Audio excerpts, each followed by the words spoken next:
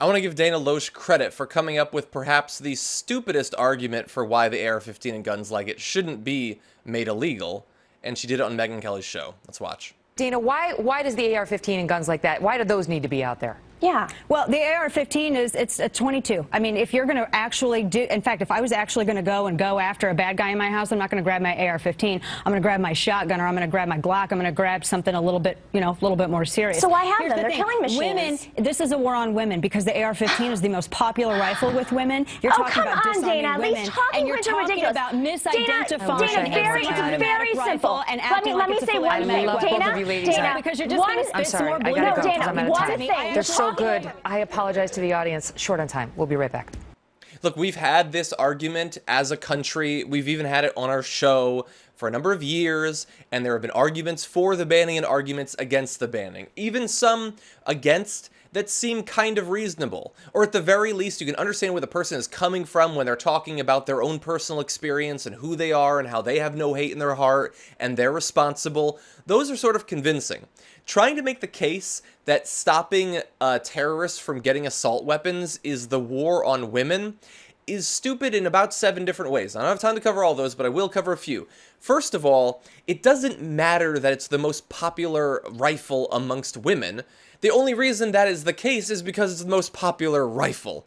So it's not like women love this and men hate it, and so you're gonna target it and discriminate against women? No, it's just a really fucking best-selling rifle. That's all it is, and that's part of the problem. So you're actually demonstrating how big of an issue this actually is. Now, historically, in American history, women buying the AR-15 and shooting up places isn't typically all that common.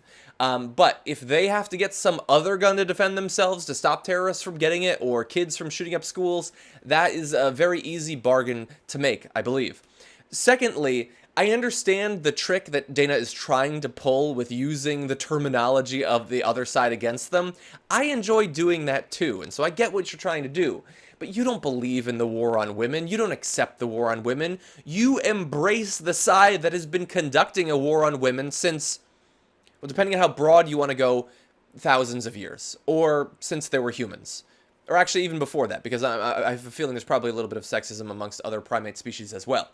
And you don't think that that's real, so don't try to claim that mantle for yourself, that you're the defender of women simply because you want more predominantly men to buy AR-15s. We can have arguments, and we're having that argument.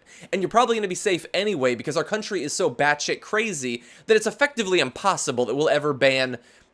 If bazookas were still legal, I don't think we can make them illegal these days. If flamethrowers and full auto, as I said today on the show, akimbo AK-47s were still legal, we couldn't make them illegal. So you're going to be fine.